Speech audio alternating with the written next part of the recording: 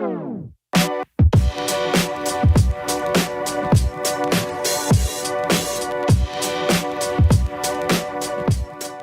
student, hope all of you good. Today we will do the lesson 5 of your geography section, natural vegetation and wildlife. ये जो chapter है ये term 2 का syllabus का last chapter है जो आपके ज्योग्राफी सेक्शन से आएगा.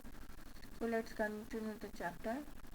जैसे कि हम कई तरीके की ट्रीज़ को ऑब्जर्व करते हैं, बहुत सारे हम आसपास देखते हैं कि कुछ ट्रीज़ हैं, कुछ बुशेस हैं, कुछ ग्रासेस हैं, कुछ बर्ड्स हैं पार्क में, और हम अपने स्कूल के आसपास भी ये सब नॉर्मली देखा करते हैं. ये सब वेजिटेशंस हैं.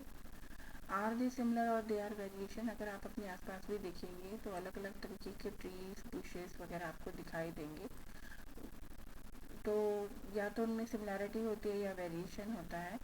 इंडिया एक बड़ा कंट्री है, तो हम इमेजिन कर सकते हैं कि इंडिया में डिफरेंट टाइप की जो बायोफॉर्म्स है वो अवेलेबल है.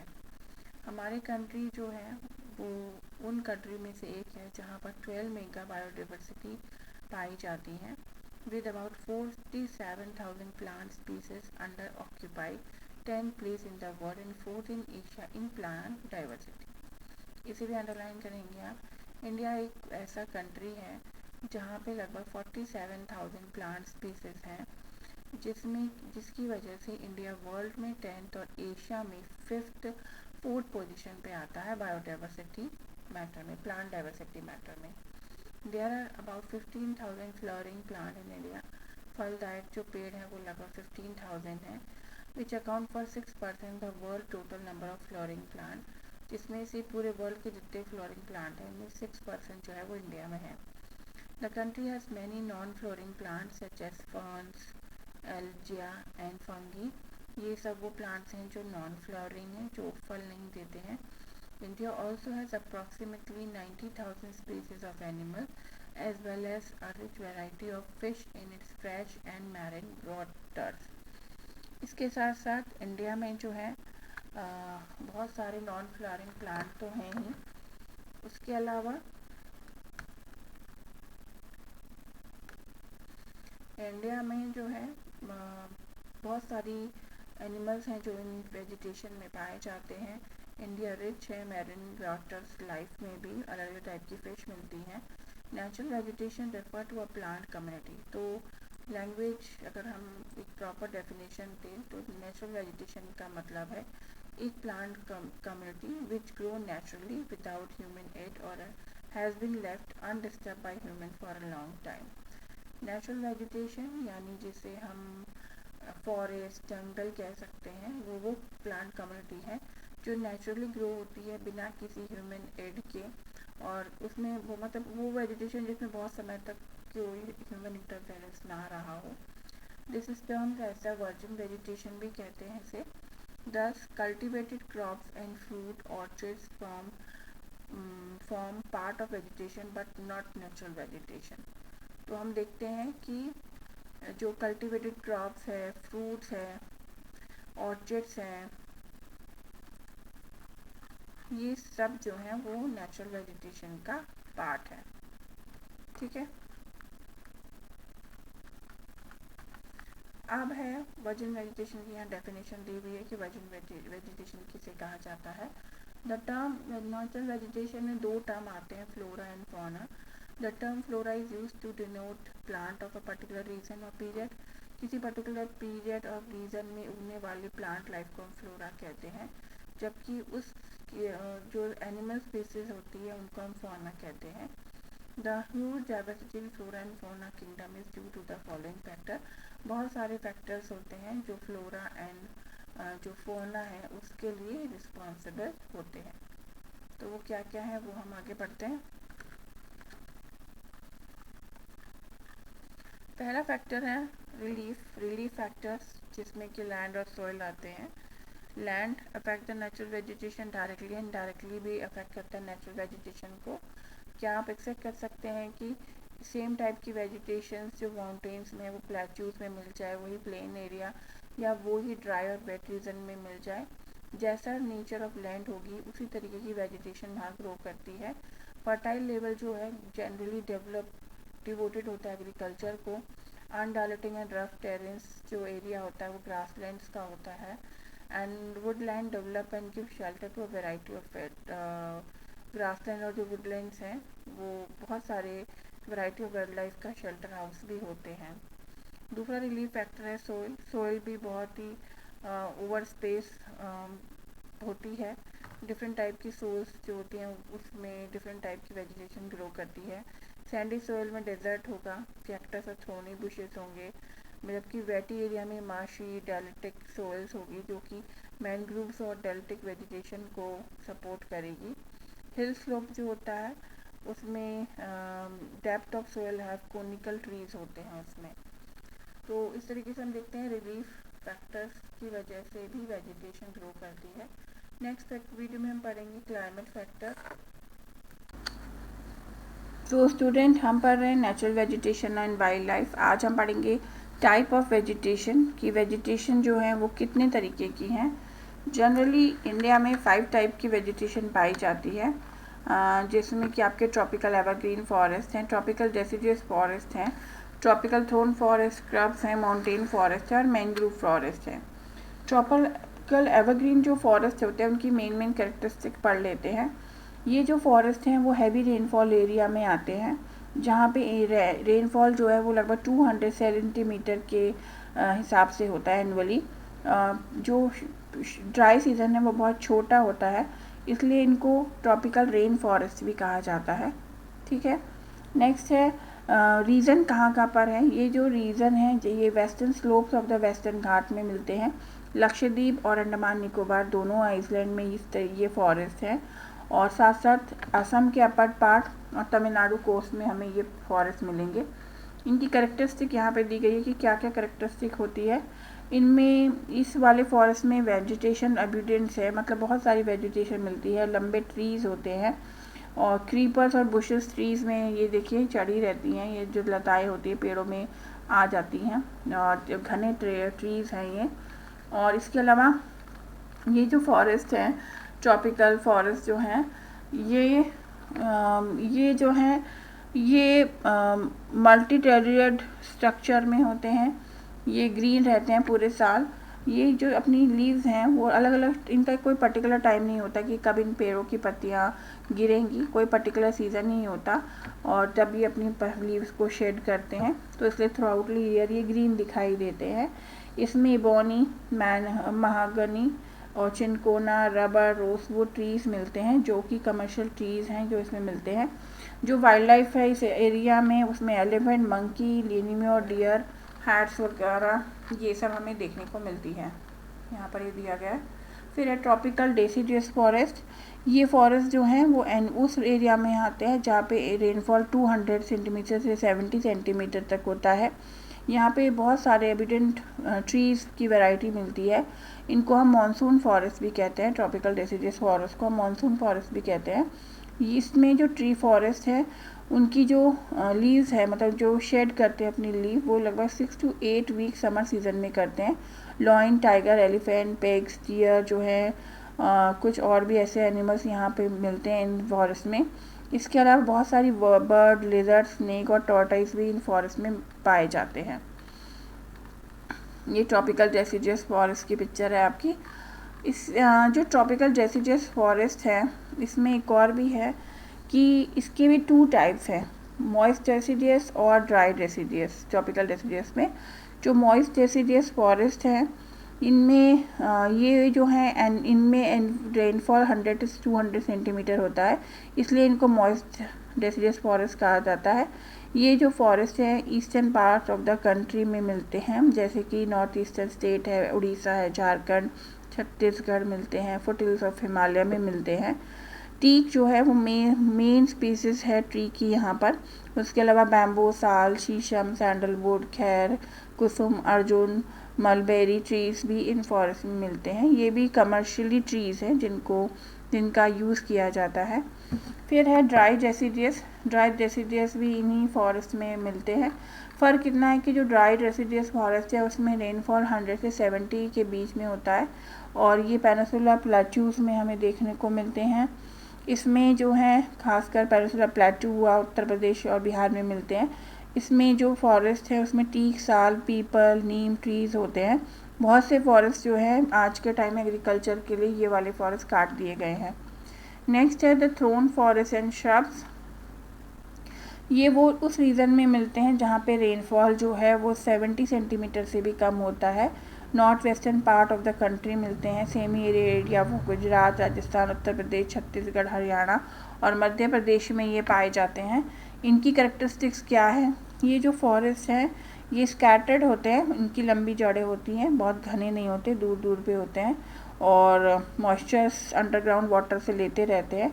और जो स्टेम्स होती है वो ट्री की वो सक्सेलेंट टू कंजर्व, वो पानी को एग्जॉर्ब करके लगती है जिससे कि वो एरिड क्लाइमेट में सर्वाइव कर पाते हैं।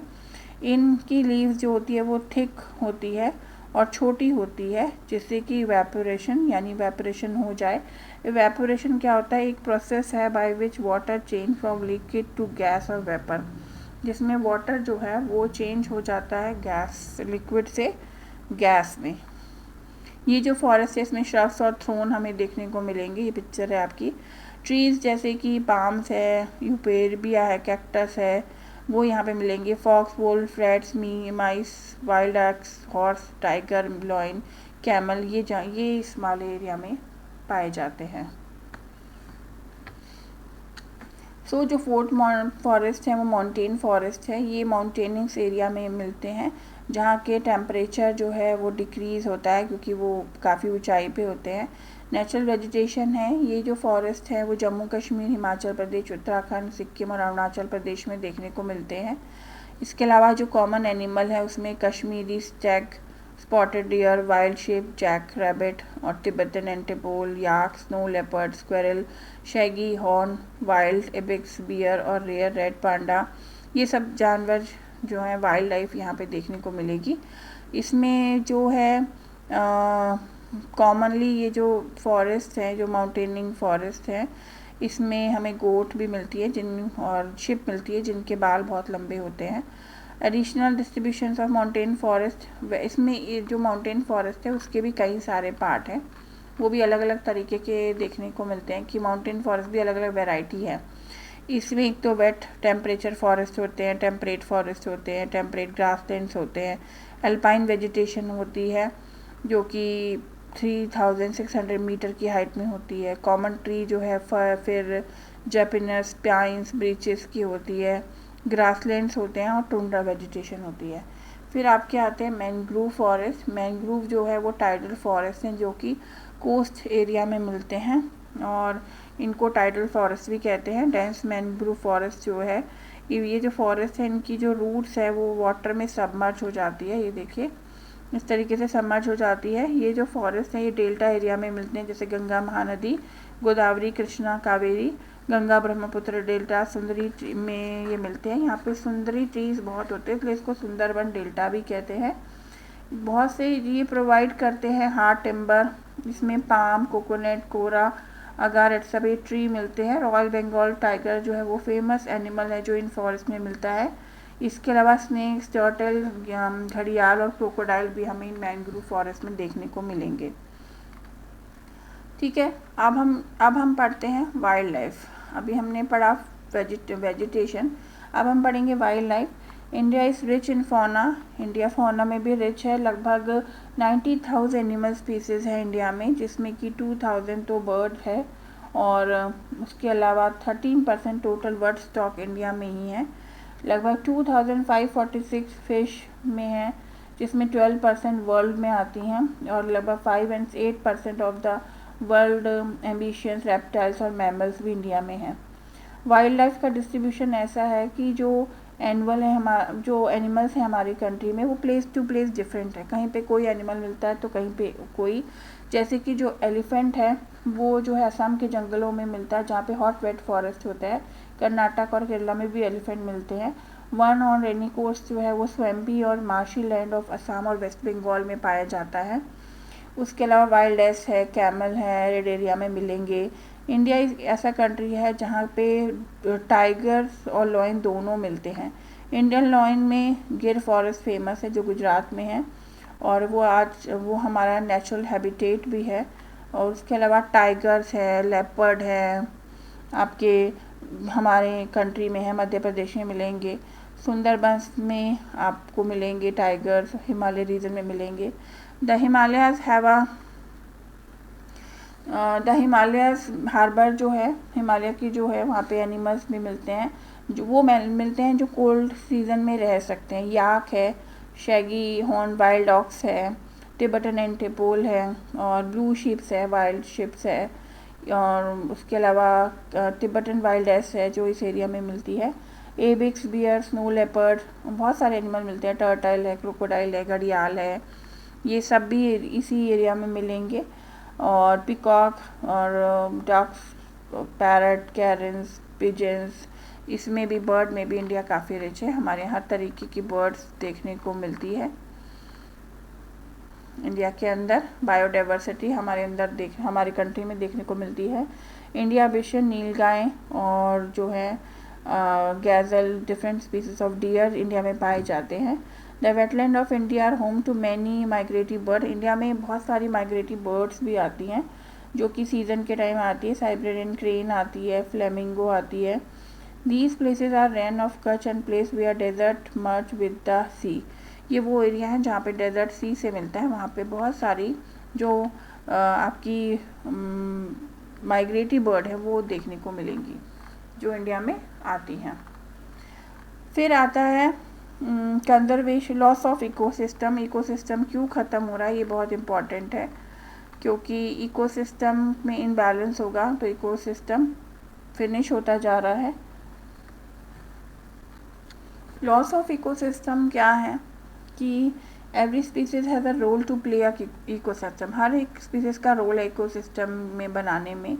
कंजर्वेशन इसलिए इनका ज़रूरी है, जैसे कि हमने पहले भी बताया कि ज़्यादा एक्सेस ऑफ प्लांट और एनिमल का एक्सप्लॉयटेशन होने से रिसोर्सेज की प्राप्ति के लिए जो ह्यूमन बींग है वो इन हमारे जो इकोसिस्टम है उसको डिस्टर्ब कर रहा है। लगभग 1300 जो प्लांट है इंडिया में वो इंडेंजर्ड में हैं। 20 स्पीसीज ऑफ एक्सटेंट हो चुके हैं, ख़त्म हो चुके हैं। कुछ एनिमल्स जो ऐसे भी हैं वो डेंजर्स हैं और कुछ ख़त्म होने वाले हैं। जो मेन कॉज है, जो थ्रेट है नेचर को, वो हंटिंग है जो कमर्शियल पर्पज़ के लिए किया जाता है। पोल्यूशन है, जैसे कि केमिकल इंडस्ट्रियल वेस्ट है, एसिड डिपॉजिट है, इंट्रोडक्शन ऑफ एलियन स्पीसीज और रेकलेस कटिंग ऑफ फॉरेस्ट जो हो रही है उससे भी प्रॉब्लम हो रही है। कल्टीवेशन और निवास के लिए लोग जो फॉरेस्ट को ख़त्म कर रहे हैं। तो फ्लोरा एंड फौना को प्रोटेक्ट करना बहुत ज़रूरी है।